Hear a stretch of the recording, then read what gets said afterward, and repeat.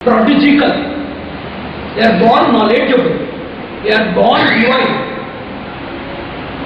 So this type of specially gifted people are there, and people due to the divine grace at the time of their maturity or premature stages, like that Ajamila, he got that knowledge or the inspiration at the time of his death, and Prahlada got at the time of his birth, and at the budding age Dhruva got it. There are so many people who have not got yet as well. So if you see the intellectual sanction that is given to people by God realization or something, lot of people have God, lot of people in abundance, lot of people by mistake they realize, lot of people by means of retribution they have realized. So innumerable people in different stages they realize about God. So Uddharana is the special sanction of God by which He nourishes everybody at the time of the birth, before his birth, at the time of learning, at the time of earning, at the ripened age, due to dissatisfaction in the world, exhaustion in the world, punishment and cruelty in the world. There are innumerable psychological imbalances, whether being positive or negative, they stimulate a person to go for Vairagya. And this Vairagya leads to Rakti, leads to Bhakti, Bhakti leads to Rakti. Rakti leads to Mukti, and this is what we call the hierarchy of emancipation. So anything that can create detachment, either over sensual gratification or anupalabdhi, non-availability of resources, at the time a person may be exhausted. So if something is overexploited, if something is over-experienced, if something is totally deceptive, if something has created a retributive retaliation of a person, all of these things will result in divine realization. So God gives Uddharana by His special embrace. Second thing is Avatarana, not having any more patience to wait for His divine votaries, His beloved person, He descends by Himself.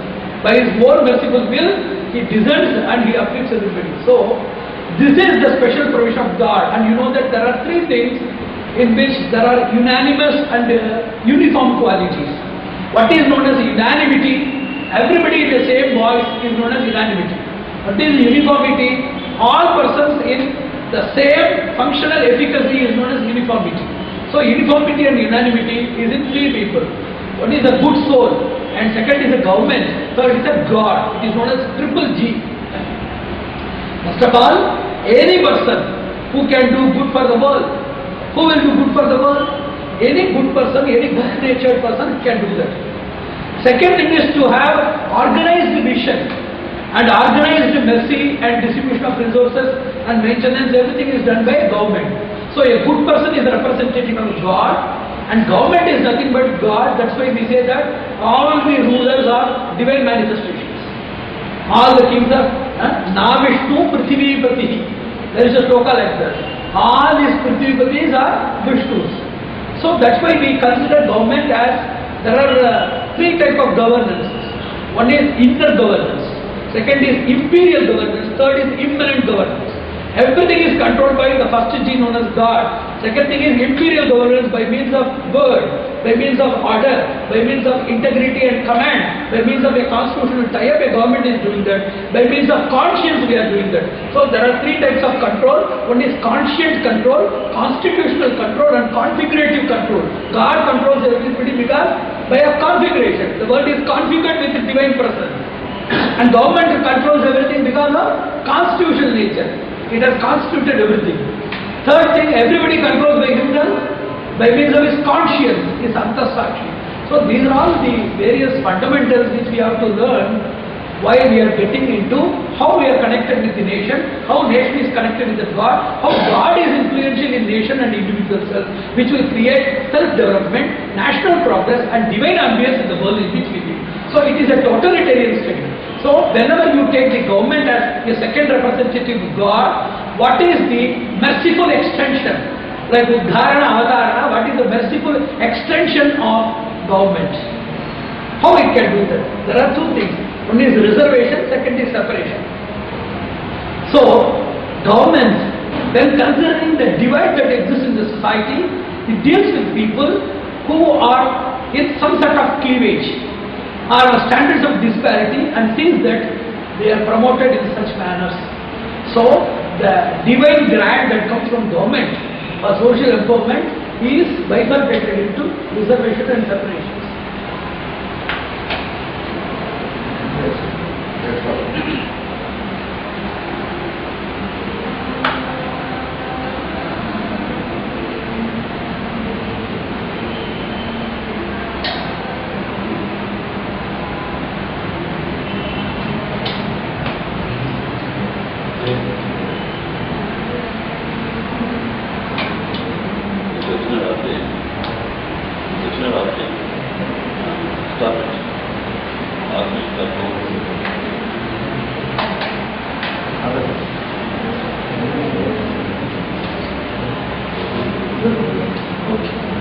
Correct.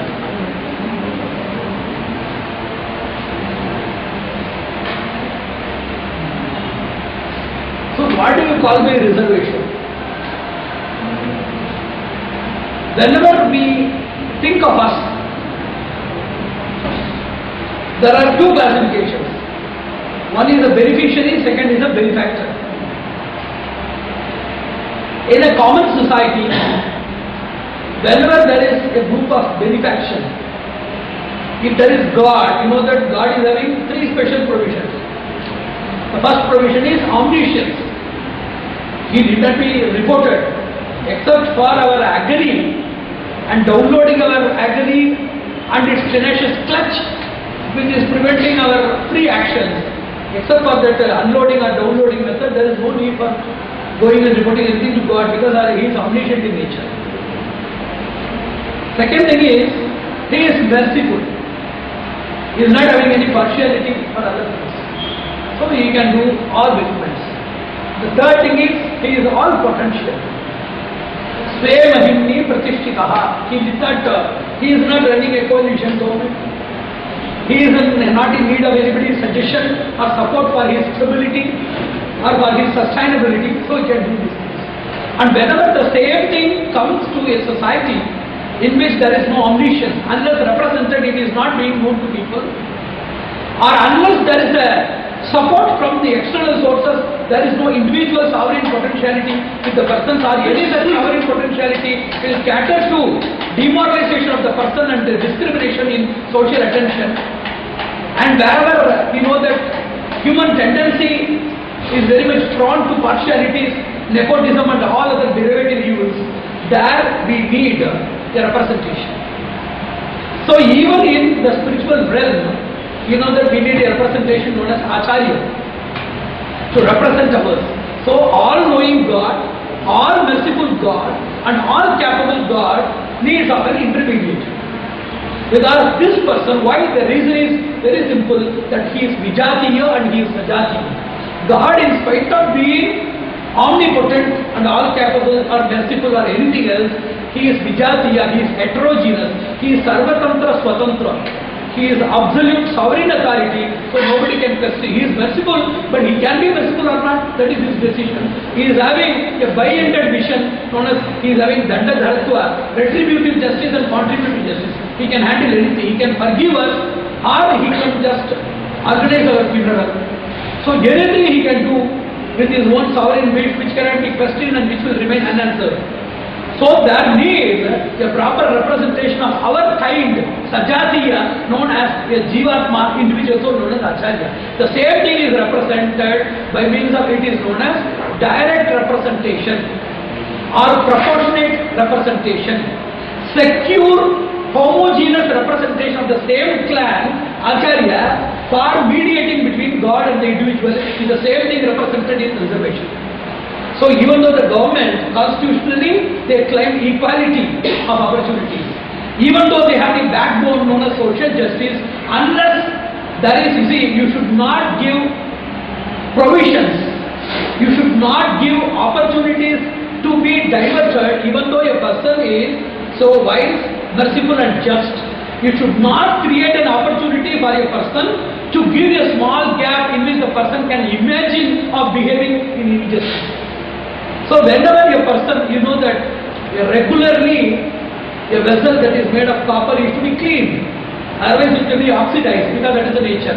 So it is told in the Shastra that any ruler should be checked by the ministers, should check himself by self-introspection and be subjected to the vigilant notice and following of the responsible citizens of the country. So there should be three special vigilances. One is self-vigilance, second is ministerial or administrative, third thing is subjective vigilance of all of the people of this society. Without which, even though if the people are good, unwatched people, in spite of being noble, can be ignobilized at the earliest possibility. Any person who is totally determined can be totally dismantled if there are circumstantial opportunities for deviation as well as no opportunities for direct supervision. So, supervision and continued followership of the person makes the good people ever good, ever free from the malicious clutches So that's why the Shastra says that in spite of the government being constitutionally rich in proportionate way of equality shown to all sections of the people, it should be very properly governed by means of an implementation, enactment by means of representation. In order to avoid monopoly and sovereignty, even though somebody is going to do that, we have to see that it is done by means of supervision. So, reservation is nothing but secure, proportionate representation which is of homogeneity in a particular system. That is what we call reservation. And you should understand something, what is the beauty of this reservation according to philosophy. Whenever you get security from an opponent, that is justice, that is a victory for a nation. If a forward caste person, if he can bring justice to the backward person, that is social transformation. And if you compel a backward person only to take care of the backward classes and to see that you can get justice only from that person, the society is totally insecure. Real security or real dawn comes on that fine morning where the opponents take care of the welfare of the other sex, where women welfare is handled by men, where the poverty elevation is taken care by the rich people, where child abuse is taken care by the elders of the people, where illiteracy is totally burned by means of the compassionate as well as capable radiation by learned and erudite members of the society. That is a real secure society, and we have not reached it yet. Whenever you think that, there are two possibilities also. The same person can bring harm to you. If there is a female, you are bringing for female development, you may bring female harm. Why it is not possible? Most of the dowry cases as well as bridal suicides or homicides are performed only by mother-in-laws who are run by the same women clan. What is the greatest result? So, there are two possibilities by which we can get the opponential favor for development and homogeneous animosity for self-destruction. Both are possible. A really secure society is a very inaccessible distance. So, we want to get what is called reservation is three opportunities. We used to call it as king. What do you want? I want knowledge. I want income. And I want to establish myself. It is known as might or power. And might or power comes by a person's position. Like he is in judiciary, he is in department, he is in ruling. So all of these positions that gives the person might or power. Income is a person's state of wealth. Fiscal resources are boosted. And the final thing is knowledge.